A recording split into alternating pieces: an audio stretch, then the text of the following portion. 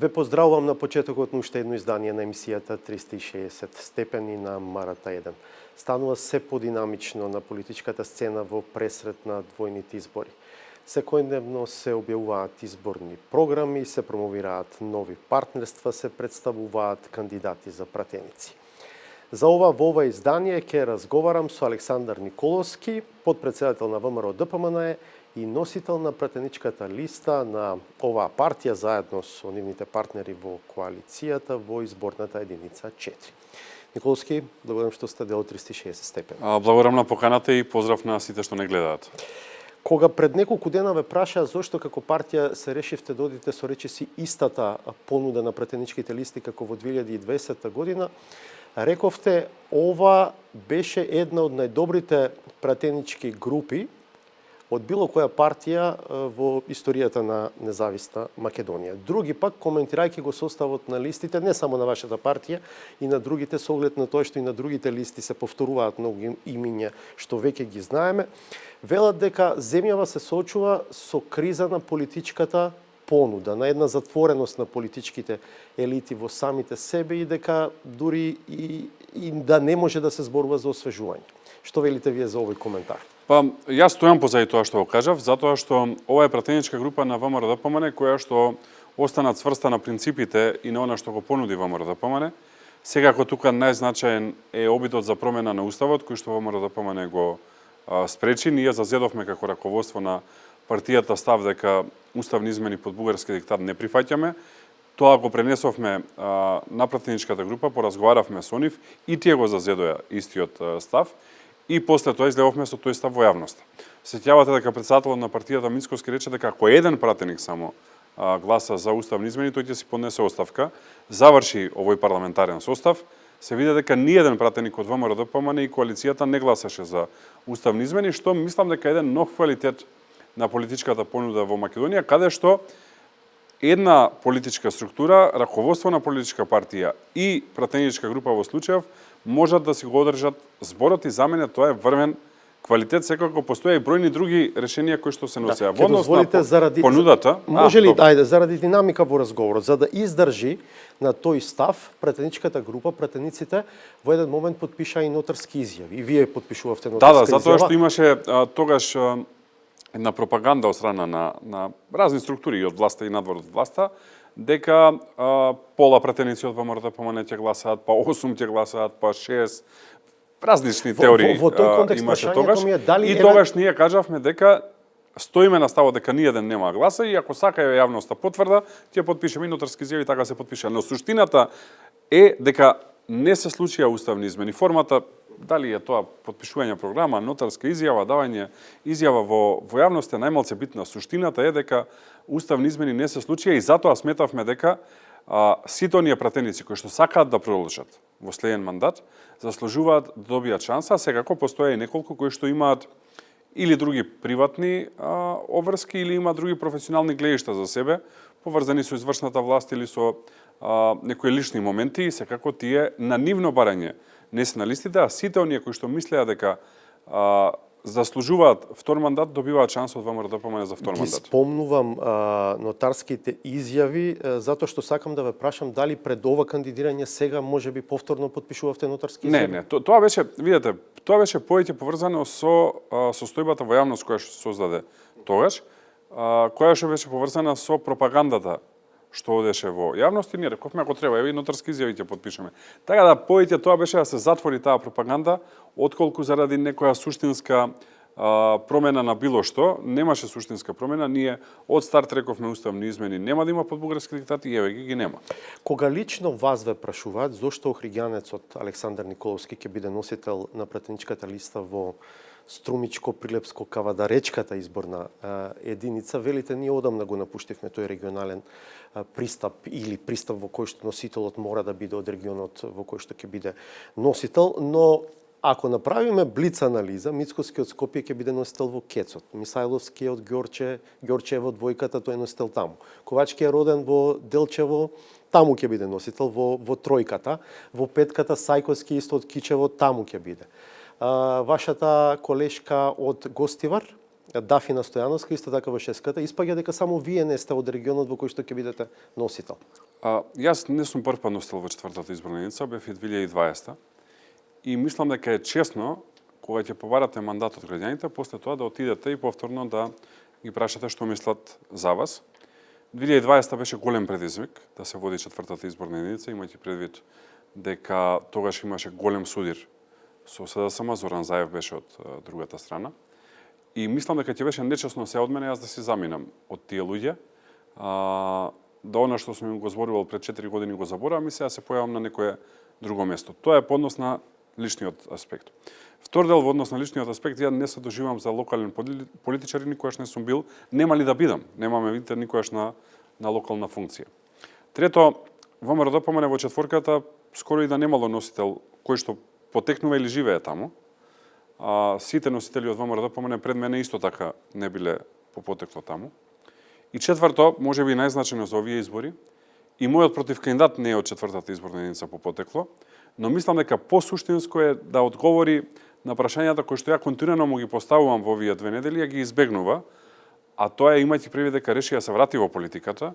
Граѓаните очекуваат одговори зошто Македонија имаше највисока смртност во корона кризата од сите земји во регионот, што се случи со стерилизацијата која што отиде како јавно-приватно партнерство на една албанска фирма, каква е неговата улога во обидот за препродажба на една приватна болница тука во Скопје на еден албански бизнесмен, или, например, каква е неговата улога во набавката на вакцини од компанијата Стабри, која што е регистрирана за трговија со јужно овошје во Хонг Конг, или, например, каква е неговата улога во модуларната болница Тетово, кога 14 луѓе го изгубија животот. Ова се легитимни прашања на кои што очекувам одговор, како што е добро да одговори која е неговата поврзаност со семејството Пановски, кој што е главен актер во случајот онкологија, кој што ја тресе македонската јавност. Ова се легитимни прашања на кои што ја до денес не добивам одговор, а е фер да го добиеме одговорот. Во четворката и број 2 на листата е од 5-тата изборна единица Антонио Милошовски. Ќе беше ли честно барем вториот да биде? Па јас повторно нема да се согласам на тоа. Еве ви кажав дека и во СДСМ не е така, нити принципот на парламентарни избори е регионален. Локалните избори се нешто друго. Но јас не се доживувам, како што кажав, за локален политичар, нити Антонио се доживува за себе си за локален политичар. За нас четворката е срцето на ВМРО-ДПМН. Ние очекуваме, нескромно е ова што ќе го кажам, најмногу гласови за ВМРО-ДПМН во четворката и најмногу пратеници за ВМРО-ДПМН во четворката. Има нешто што И гледам дека само уште една реченица, ако ми дозволите на оваа тема, дека сега само ништо не може да ми најдат во овие мои години активност, па едно од работите што наоѓаат е оваа, не си попотекло од таму. Јас не живеам во градот од кој што сум попотекло, добри 20 години живеам во Скопје, но правејќи таква пропаганда си пукаат во нога затоа што и нивниот носител не е попотекло од таа изборна единица, ама бегаат од одговорите на овие прашања. И мислам дека е нечесно, како што исто така мислам дека е нечесно да се злоупотребуваат човечки судбини и пациенти. Гледам оди по семејства кои што имаат болни или имале болни, се слика со нив и го објавува тоа на Facebook. Извинете, ама тоа е дно. Нема друг израз. Затоа што докторите лечат со Хипократова заклетва да ги лечат оние на кои што им е потребно. Не им вршат услуга. Затоа што во Македонија се создава впечаток дека кога доктор лекува некого, дека му прави услуга и сега тоа треба да се пренесе во политиката, па многу доктори се мераклеи за политика. Ја мислам дека докторите треба да си ја работат докторската работа, политичарите треба да си ја работат политиката. Имате и вие доктори, меѓу пратеници, имаме, но началници. на вака високи позиции не, затоа што повторувам, лечењето на пациент не е услуга. Лечењето на пациент е обврска која некој се вработува како доктор и најмалце што мислам е дека треба се злоупотребуваат човечки судбини за политичка кампања. Дозволете, има ли нешто што би ви било пречка да се соочите со вашите охриѓани?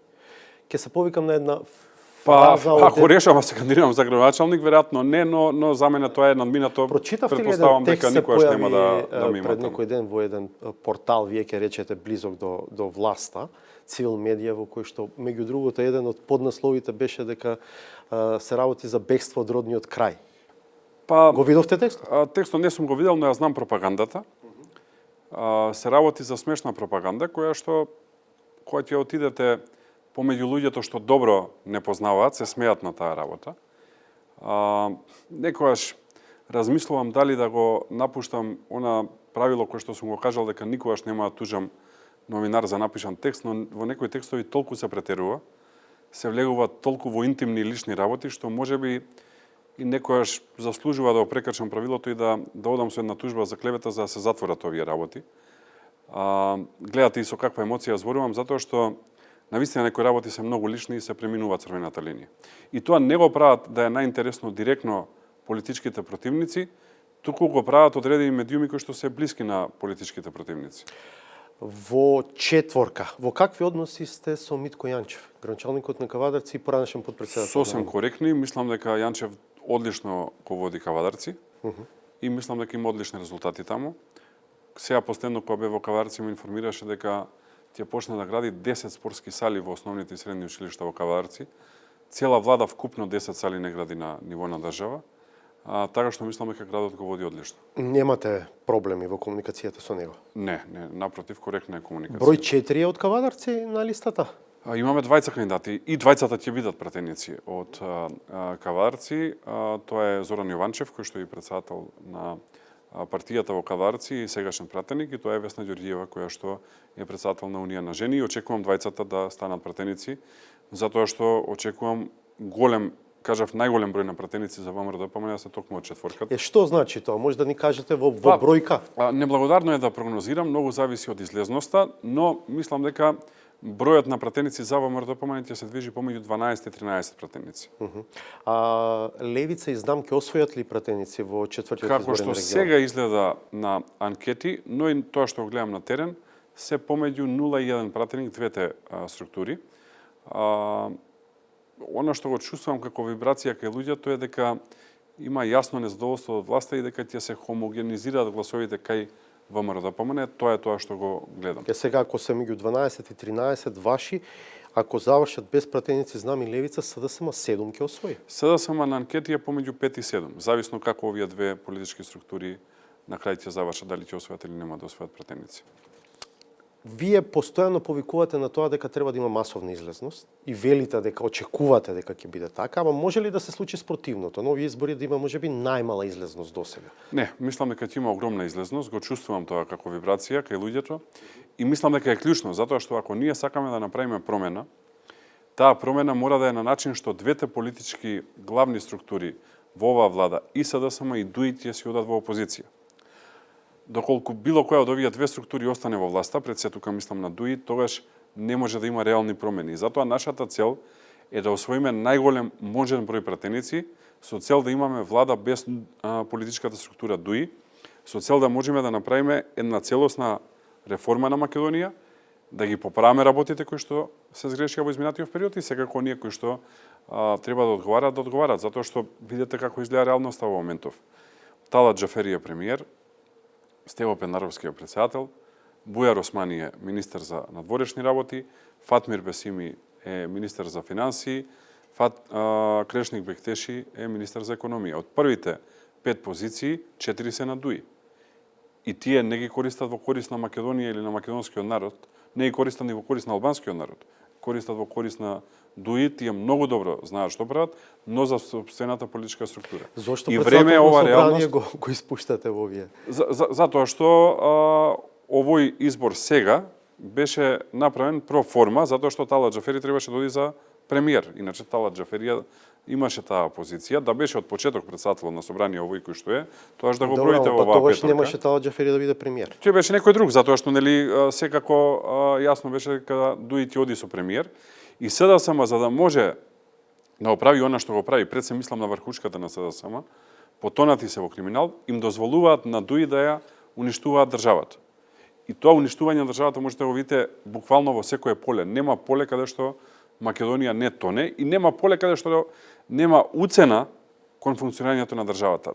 Мислам дека е неприродно да политичка партија која што во моментов има 12 пратеници, тоа е 10% од вкупниот број пратеници, да владее со државата, Затоа што они владеат сега со државата, а Али Ахмети е апсолутен газда на државата во моментов. И тоа мора да го смениме. Тоа мора да се смени доколку сакаме напред. Излезноста и исходот од изборите. Вашиот лидер оперира, или ајде попрецизен да бидам, оперираше пред известно време со бројка помеѓу 300 и 330 илјади гласа за ВМРО ДПМН. Сметате дека ова е бројката која што ќе ја добиете? Мислам дека ако отиде излезноста нагоре, а не е нереално, излезноста да е над 60%, а во доминантно македонските средини да е и над 65%, во тој случај мислам дека гласовите на ВМРО ДПМН ќе одат нагоре, и тоа експоненцијално ќе одат нагоре. Колку поголема излезност, толку повеќе гласови за ВМРО ДПМН и тогаш резултатите ќе се она што ние го посакуваме и го очекуваме. Тоа е можеби најмногу пратеници освоени од опозиција за било која политичка структура. Бројкава ја споменувам ако ја споредиме со бројките кои што ВМРО ДПМН ги освојуваше во времето на Груевски, е далеку од тие. Мислам дека треба гледаме во број на пратеници, има сериозно иселување од доближуваат тие бројки, нели? Не, 500 не сме имале никогаш, но имавме 430, 440 за парламентарни. Но мислам дека треба гледаме во број на пратеници затоа што за жал има огромно иселување од Македонија, што по мене е најтажната работа што и се случува на Македонија, и наша главна цел ќе биде да тој бран го запреме. Секој втор или се исели или сака да се исели од Македонија. Многу тажно е тоа. Јас во моето обраќање на конвенцијата кажав дека не е решението на проблемите да се сврти главата и кога ќе наполни некој 18 или 20 2-3 години по завршено средно или факултет, да најде најефтина карта на визер, да си замине од Македонија и да се гледа со родителите на видеокол. Уште помалце мислам дека е решение на средни 40 години едно македонско семејство да ги стави двете малолетни деца во кола и да заминат од Македонија, а најмалце е решение кога ќе стигне време за пензија, бабите и дедовците, синовите, ќерките и внуците да ги пакуваат за да се заминат од Македонија. Тоа е тоа што се случува сега. Во бројка на пратеници, да колку очекувате?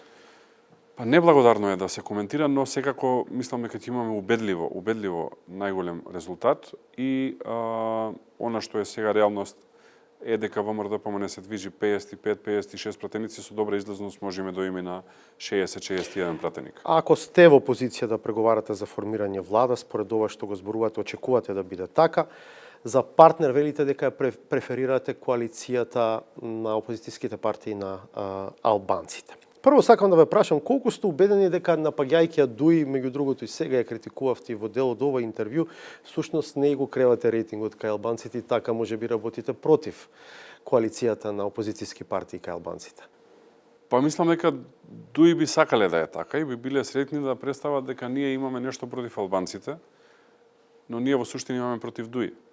И имаме против практиките кои што Дуи ги наметнува и начинот на кој што влада и функционира. Сметам дека тој начин е надвор од било каква нормална форма на функционирање на држава и надвор од еден пристоен систем на владење на правото.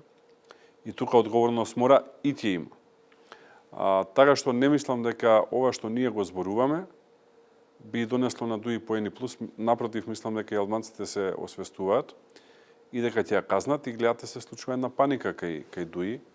А зошто сте убедени? Сите принципи ги прекршија, нели, тие беа представници на албанците во Македонија, па сега гледам прават коалиции со политички партии кои што не ги представуваат албанците во Македонија, што само говори дека се во сериозна паника и дека знаат дека пораз ги чека на избориве. Зошто сте убедени дека опозицијата кај албанците е подобра опција отколку Дуи за партнер утре? Видете, ние мора тоа партнерство да го пробаме, но со Дуи знаеме на што сме. Видовме во овие 20 години. Оти горе-долу тоа се деривати од Дуи таму. Па и Касами, и се и не се, Изет Миџити. Но мора да има нов партнер во владата како би се направила разлика. Од една страна, од една друга страна, дел од нив покажаа дека може поинаку. Еве Билал Касами, од она што го слушаме, те тоа го води одлично. Во делот на борба со организиран криминал и корупција, за најкрупниот случај по мене во Македонија, тоа е Шики Елаки Дака Давидовиќ, кој што заврши на црната листа на Соединетите американски држави, имаше исти став како нас. Јас по некоја случајност таа афера прв ја извади во Македонија, стана градоначалник, го поништи тој според детален урбанистички план, така што гледаме сигнали дека сакаат да се борат со криминалот и Кој е корупцијата. лидерот таму, со кој ќе преговарате после влада? Па со сите, за влада? со сите заедно, тие се нели коалиција, така Тоа што нема ли да биде комплициран? Сега кој е покомплицирано преговарате со повеќе луѓе отколку со еден или со едно раководство споредено со 4 раководства, но кога ја гледате крајната цел, мислам дека се е оправдано. Сега ако ве прашам дали по секоја цена би правеле влада со опозицијските партии на албанците, што би бил вашиот одговор? Во смисла, ако бројката аритметички на ВМРО ДПМН е освоени пратеници, плюс тие на опозицијските партии кај албанците надминува 60, односно има 61 барем, дали секако ќе правите влада со? Па јас мислам дека ВМРО ДПМН ќе е во така комотна позиција да и самостојно може да формира влада или со помал партнер и дека ВМРО ДПМН ќе ги бира партнерите во таа влада, не обратно. И наш основен принцип ќе биде прифаќање на програмата на ВМРО ДПМН која што ќе имаме за овие избори, така што секој што ќе се вклопи во таа програма е добре дојден. Повторувам, наш префериран партнер во делот на така наречениот албански кампус е ова што е сега албанска опозиција. Што ако разликата меѓу коалицијата на ДУИ и оваа коалиција биде голема? Мислам дека нема да е така. Нема ни едно навестување дека е така, освен некој тежок фалсификат да се случи на изборите, но за тоа веќе има надлежни институции кои што треба да се занимаваат со тоа. Но ако биде, дали тогаш би ја разгледувале опцијата да коалицирате со ДУИ? Не, многу далеку сме од било каква соработка со ДУИ. За мене лично тоа е затворено прашање. Мислам дека соработка помеѓу ВМРО ДПМН, ова раководство на ВМРО ДПМН сегашно, велам ова затоа што минатото имало соработка, но соработка помеѓу ВМРО ДПМН и ДУИ мислам дека е невозможно. Дали тоа значи дека се откажувате од Бадентер во парламентот? Не. Сакам да кажам да имате во мнозинството Бадентер. Не, мислам дека ќе успееме да добиеме Бадентер. Едно затоа што очекувам нашите потенцијални партнери да имаат добар резултат, второ Бадентер не се прави само од една етничка заедница, се прави од повеќе етнички заедници. Каков би бил вашиот однос кон Левица и кон Знам по изборите околу евентуално партнерство, да речеме, во влада? Па, знаете како е, никогаш не вели никогаш, но мислам дека со Левица сме многу далеку. Во однос на оваа политичка партија Знам, која што е нова, имаме некоја соработка во Куманово, која што е коректна. Можеме да ја размислиме и за на централно ниво, но повторно ќе треба да се прифатат нашите принципи и нашата програма. Колку мислите дека прашањето за уставните измени ќе биде важно при формирањето на владата? Вие велите? Мислам дека нема на дневен ред воопшто, затоа што на сите им ја познат ставот на ВМРО ДПМН и ние нема да го промениме. Ние како раководство покажавме дека ставови не менуваме. Така што мислам дека никој нема залудно да троши енергија да се обидува да го натера ВМРО ДПМН да направи било што е спротивно на нашите убедувања, нашата програма и она што го имаме како став до сега. Дали тоа треба да значи дека и опозицијските партии на албанците се согласни да бидат ваши партнери, знаејќи дека треба да се откажат од уставни измени? Тоа треба нив да ги прашате, но ние уставни измени под бугарски диктат нити изгласавме, нити ќе изгласаме и тоа е јасно. Може ли да ни кажете што точно пишува во изборната програма на ВМРО ДПМН на оваа тема, бидејќи го следев... Ова што го кажувам. Го следев Муцунски на промоцијата. Вие не бевте, патем, зошто не бевте? Повторно приватно прашање. Добро, не сакам приватни прашања, ама некако за мене беше впечатливо дека не бевте. Ќе го одговорам, утрото бев, попладнето не бев, беше јубилеен 40 ројден ден. Добро, да сте здрави. И решив да го благодарам, да го прославам со семејството. Добро, не знаев, но стигна една покана. Као што гледате вас кој ја веќе не сум така млад како што бев. Не, стигна една покана, вашето име го имаше таму, па стигна втора и го снема името и не бевте. Замолив да го прославам 40-тиот ројден ден со семејството, тоа е причината. Добро, велам го слушав Муцунски, тој беше дел од тој панел на кој што се зборуваше за тој дел од изборната програма, кажа едно, потоа ве слушам вас во јавните настапи, го слушам и лидерот Мицкоски, зборувате нешто друго, јас така би рекол. Се што е ставот на ВМРО ДПМН? Што пишува во платформа 1998? Еве ќе го кажам. Ставот на ВМРО ДПМН е дека уставни измени под бугарски диктат нема и нема да има. Доколку Бугарија сака било какво придвижување во однос на така наречените малцински права, тие така ги нарекуваат во Бугарија, во тој случај ние мора да ја видиме најрелевантната институција за малцински и човекови права во Европа, тоа е Европскиот суд за човекови права од Страсбур од Советот на Европа. Таму резултатот е 14-0. 14 пресуди во корист на македонците во Бугарија и 0 пресуди во корист на бугарите во Македонија. Зборувам неимплементирани. Доколку Бугарија сака да разговараме за 700 и нешто луѓе кои што кажале дека зборуваат бугарски јазик и се чувствуваат бугари во Македонија, фере за стотици илјади македонци кои што не можат да се декларираат на попис како македонци, да се спроведат овие пресуди. Ние пред година дена велевме да почнеме со 3, но секако дека нема да застанеме на 3. Затоа што како Бугарија, како земја членка на Европската Унија и на Советот на Европа, а Македонија е само на Советот на Европа, бара се почитуваат малцински човекови права, мора и самата да ги почитува. Николовски, нели спроведувањето на пресудите на Европскиот суд за човекови права си има своја процедура. Комитетот на министри во Советот на министри и Бугарија не го следи. почитува тоа. Епа, на каков начин е тоа поврзано со процесот во Европската Унија? Поврзано е на начин судот во Страсбур, Европската Унија го признава како релевантен и како највисок суд за заштита на малцински човекови права. Европската Унија има свој суд на правдата, но тој се однесува во однос на правни прашања помеѓу земјите членки и така натаму. Во однос на човековите права, Европската Унија не создаде свој суд затоа што го прифати судот од Страсбур. Така што е директно поврзано. А доколку Бугарија се обидува да наметнува нешто, мора и самата да го почитува. Не може да немаме реципроцитет. Не може Бугарија нас да не уценува и да настапува од позиција на сила. Ако сакате вие да преговарате со Европска Унија, има да го направите ова, иначе нема да преговарате. Па после ако го направиме тоа, ќе дојдат и речат потпишете Гоце Делчев дека бил бугарин, па после ќе дојдат и речат потпишете, ајде да не ги бројаме еден по еден линденците дека биле бугари или дека линденското востание било направено од бугарски офицери. Извинете, ама тоа не е наш поглед на работите. И ова го пишува во програмата. Ова е расширено, не може програмата добро, да е 500 страни. Но на каков начин е поставено прашањето за македонците во Бугарија? За програмата дека очекуваме спроведување на пресудите од Европскиот суд за човекови права во Страсбур. Знаете дека Македонија и Бугарија имаат подпишано договор за добрососедство и дека тој е асиметричен во тој дел и дека нашата држава... Асиметричен е, затоа ние не се слагавме со тој договор. Па тогаш треба да го смените договорот.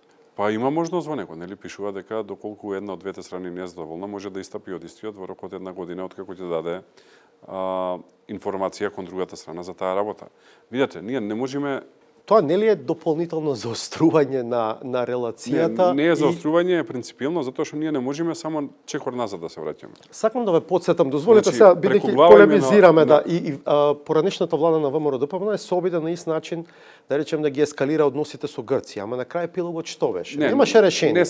Не се слагам, зошто? Прво, треба да видите временскиот контекст. Сега сме 2024 година.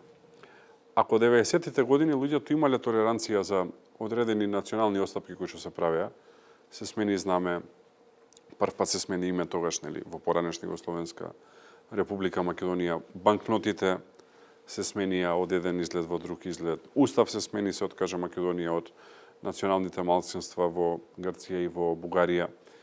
Веќе во 2024 година, после 35 години попуштања по разни основи, на луѓето им ја преку глава од попуштање и веќе не сакаат да попуштаат. Ние ја чувствуваме таа вибрација кога се гледаме со луѓето.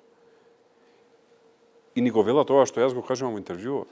Дајте и другите да покажат дека имаат сериозен однос кон сопствените обврски во сопствената држава и кон Македонија. Така што ако Бугарија сака да градиме добрососедски односи, мора тие бидат на равноправна основа, на паритетна основа и да е двонасочна улица. Ако мисла дека ќе не уценуваат, бар кај ВМРО ДПМН уцени не поминуваат. Груевски им плаќаше адвокати на егејците или сакаше да им плати за да се ги бараат имотите назад. Ке се сетите на дел од писмата кои што му ги пишуваше на Самарас и не само нему, на другите грчки премиери. Ако е тоа вашата тактика, да ги влошите односите, надавајќи се дека сега, после ќе ги решавате... Правите реминисценција со едно друго време. Нема, што ви е стратегијата? Овој пристап не води кон решение. За тоа време имам свое мислење, но мислам тоа е повеќе за еден документарен филм отколку за актуелни политички случувања во моментов. Мислам дека тоа со ова нема врска. А што е различно, еве да речеме, Различното е што ние се бориме за националните права на македонците, затоа што ако од другата страна имате држава која што вели, не само што вели, току испрати документ во Европската Унија, дека македонскиот јазик е дијалектна форма на бугарскиот јазик, извинете, ама не знам како ќе разговараме.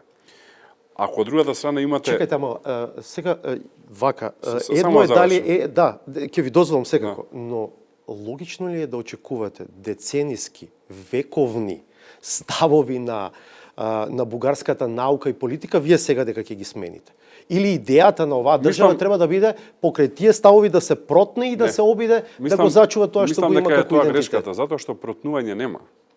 Тоа што 30 и нешто години се водеше политика дека можеме да се протнеме и 30 и нешто години Македонија губи. Ние или се почитуваме сами себе и имаме национално достоинство, или не. Јас се почитувам себе. Сакам утре да можам со гордо окрената глава да шетам по улица. Дали е ова јасно И не мислам кажување на граѓаните дека не треба да се надеваат на ништо во ЕУ процесот? Не, ти одговорам и за ЕУ, само за ова.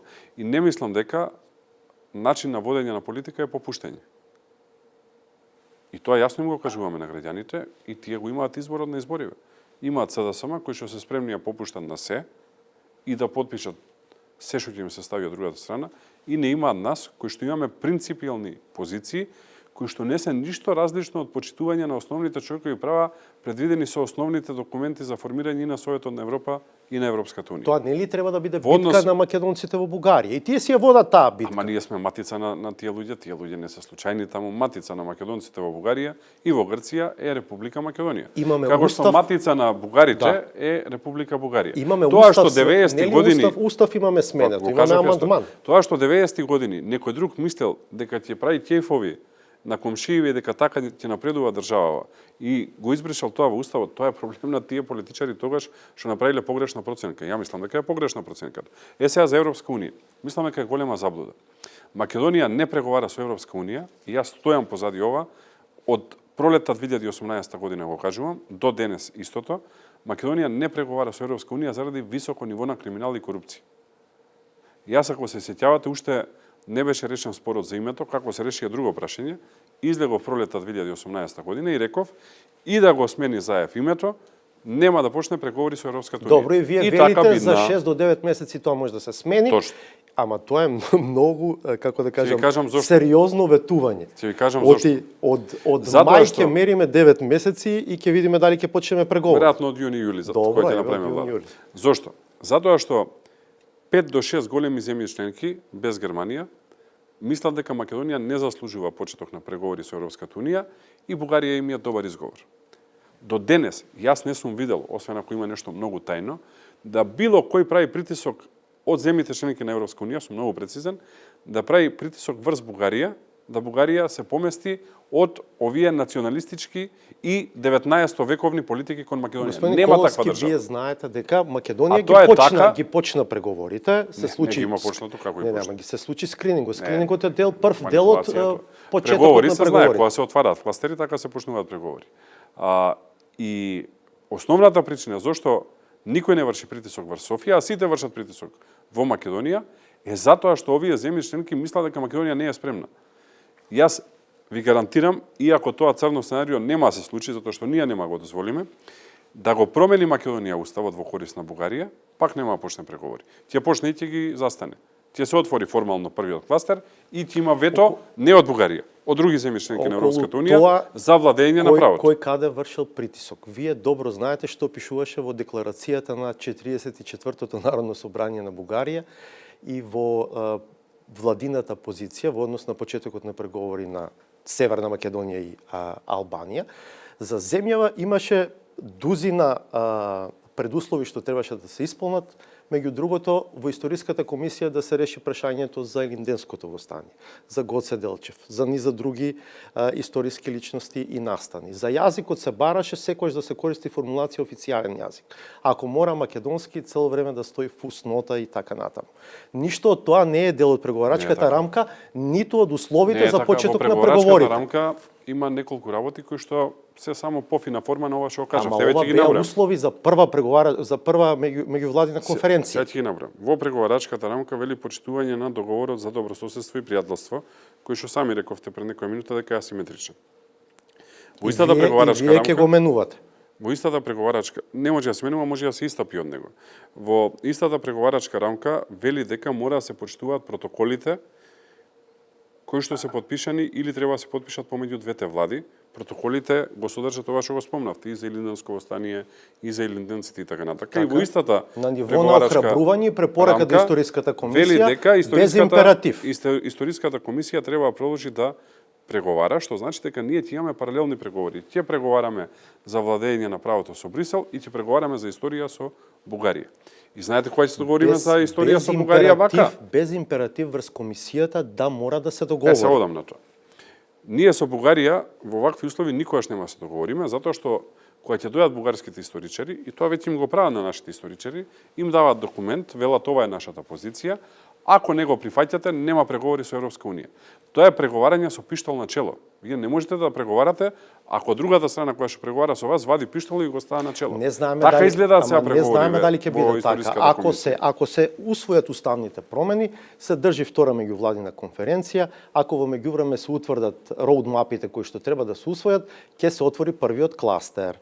А после ќе видиме што ќе се случува со историската комисија. Факт е дека никаде во протоколите незината работа не е поставена на начин во кој што се вели дека нешто мора да се случи. Туку се е со охрабрување и препорака. Сум ја слушнал оваа теза со цела почит, но мислам дека е наивна.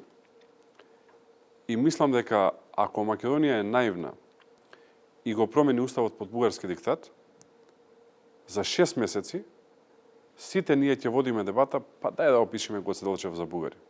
Сега ли ќе запираме со преговорите со Европска унија, таман ни трна. Па откој ќе го пишат Гоце Делчев за бугарин за други 6 месеци, сите ќе велиме, па дај да пишеме се Илинденско востание дека било бугарско и така ќе се изгуби држава. Тоа не го пишува во протоколите. Ама така ќе биде. Зошто да биде така? Затоа што Бугарија го толкува на овој начин и наоѓа доволно основа во така наречениот француски предлог. Добро, може ли кога тоа ќе биде услов, тогаш да кажете стоп, не одиме понатаму? Зошто сега да не одиме натаму? Зашто сега да не кажеме стоп? Добро, Зошто да правиме затоа што тоа е дополнителен шок за нацијата, тоа е лажење на нацијата. Затоа што ако вие почнете преговори, ќе се создаде енергија во нацијата, во народот, дека ја почнуваат преговори. За 6 месеци ако кризирате, мислам дека државата ќе се исели све што може да се исели од држава, се што знае да вози кола или да отиде до аеродром, ќе се замени од држава затоа што ќе се случи таков шок на нацијава да никој нема може да го поврати. Господин Николовски, ова е дефинитивно порака дека не треба да се надеваме на преговарачки процес со ЕУ. Не, обратно. Со ВМРО да помага. Јас мислам да си го решиме ние проблемот со криминал и корупција, притисокот ќе и во Софија и тие ќе се повлекуваат од овие националистички политики. Што ако не биде така? Што ако за 8 години од сега пак го правиме истиот или сличен муабет? Јас стојам позади ова дека ќе биде да испорачаме резултати, ќе видите. Платформа 1198, асоциација на број на проекти и пак асоциација на времињата на Груевски. Зошто? Па тогаш тргнавте со проекти, со таа терминологија и броевте и дававте отчети. Проекти се правеле и пред тоа време и после тоа време, а иначе точно е дека во програма проекти се ставаат, тоа очекува народот да го прочита. Да види на пример дали ќе има повеќе пари за земјоделци, дали ќе има повеќе пари за пензии, дали ќе има повеќе спортски игралишта во држава и така натаму. Колку се остварливи ветувањата за распуштање на судскиот совет и на советот на јавни обвинители? По мене тоа е основно. Мислам дека ситуацијата веќе оди кон драматична во судството и обвинителството. И тука дури јавноста има малку погрешен фокус. Ти излезе сега малце навивам. Мислам дека најмногу под фокус е Кривичниот суд, Основниот суд Скопје 1. За мој вкус мислам дека релативно коректно работат, а другите судови ги нема во окото на јавноста, а тие се изворот на проблемите во Македонија, кога зборуваме за судство. Не дај Боже човек да има проблем во Струмица, например, или во Прилеп, или во Охрид, или во Кавадарци, а да не го знае вистинскиот адвокат и да нема доволно пари за тој адвокат. Ама парите за адвокатот се многу повеќе од тоа што е адвокатска тарифа. Отидете во било кое место во Македонија, најубавите куќи се или на судија, или на обвинител, или на цариник. Не е природното. И не може така да остане. Овој систем на избор на членови на судски и обвинителски совет, 2005 година се воведе, ние исто тогаш бевме опозиција, има добра намера, но за некои други општества со друга култура и друг ментален склоп. Дали таков политички преседан, сакам да ве прашам, оти СДСМ беше пред таков предизвик, да кажем, но тие решија дека нема да го распуштаат судскиот совет. Мислам грешка дека направија. Затоа што еднаш, ако некој реши со закон да го распушти, утре друга власт пак ќе го распушти. Не. Ние велиме распуштај, три работи се. Распуштање, проверка на имотот на судиите и обвинителите, да видиме овие најубавиве куќи од кај доаѓаат. И трета работа, промена на начинот на избор. Еден модел, не велам дека е совршен, може да е моделот на избор на членови на Државната комисија спречување корупција. ДКСК ништо не е совршено, но мислам дека и овој состав и претходниот релативно добро работат. Тоа што нивните пријави после обвинителството ги става фиока, веќе е проблем на обвинителството. Тој начин на избор еве за ДКСК се покажа за добар. Можеби треба да размислиме и за судскиот обвинителскиот совет, или сме отворени за подобар предлог кој што би го разгледали. Но дефинитивно овој избор ЕУ ќе ви бара да се држите до препораките на peer review мисијата. Па и тие истото го велат во однос на овој. Таму нема распуштање. Тие велат дека треба се ревидира целосно работата на судскиот обвинителскиот совет, дека начинот на кој што работи практично создава, народски се изразувам, олигархија во судството и обвинителството, и дека мора да се заврши со доекипирање, тој термин го користат, во делот на судскиот обвинителскиот совет, изборот на суди и изборот на обвинители. И тоа е дел и од она реформска агенда која што Македонија мора да ја спроведе доколку сака да ги добие средствата од фондот за поддршка, кои што во период од 4 години треба да бидат околу 1 милиарда евра, кои што сериозно ќе помогнат на Македонија да се крене буџетски. Тие не се врзани со условувањата на Бугарија, да се вратам на претходново, туку исклучиво со реформи. И тоа е најдобар доказ на ова што претходно го зборував. Ако ние испорачаме реформи, добиваме директна финансиска поддршка во буџет, не за ваков таков проект, туку директно во буџет. Кажам, ако испорачаме реформи, јас сум убеден дека и ќе преговараме. Да, ЕУ во тој извештај нема распуштање на судскиот совет и на советот на јавни обвинители. Јас мислам дека кога ќе седнеме и кога ќе ги представиме нашите аргументи, кои што и тие ги делат, дека ќе се договориме за модел кој што ќе е различен од овој сега. Привршуваме. Каде се гледате лично при можна промена на власта? Па дефинитивно во владата, а во однос на ресор зависи од коалицијските преговори, зависи и од договорот со мандатарот. Сепак во владата. Да.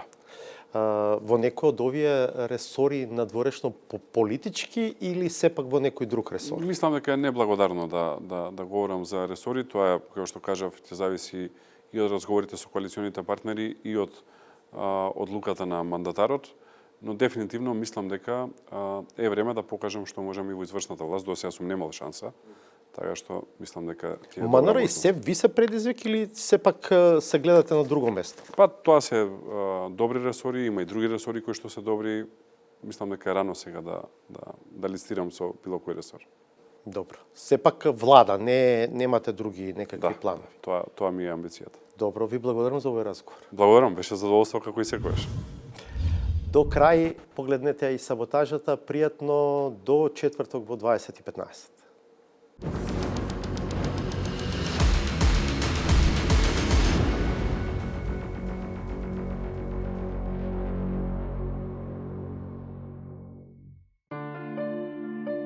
Граѓаните не се толку пребирливи, ама затоа некои поранешни политичари кои оставија на вистина одличен впечаток и чии случај веројатно ќе се изучува на светските катедри по право и правораздавање, имаат високи очекувања.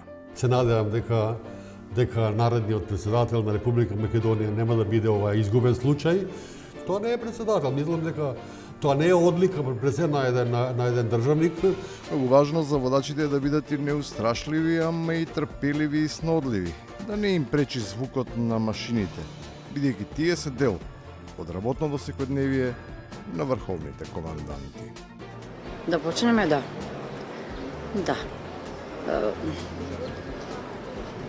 Целта на моето обраќање е обзнанувањето на слоганот, а сега ова со моториве како ќе правим? Почеток се, онози е добар. Ајде, да. Не се знае дали брмчеле Заев и Филипче или можеби Пандов и Ленин, но тоа и не е толку битно.